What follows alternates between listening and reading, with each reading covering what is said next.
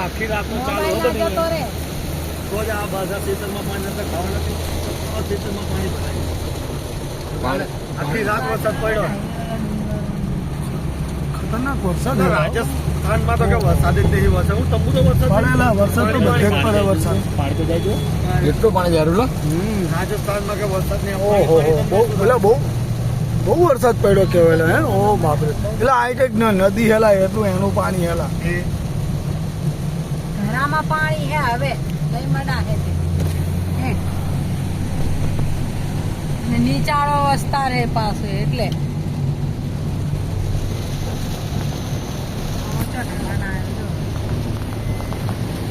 હા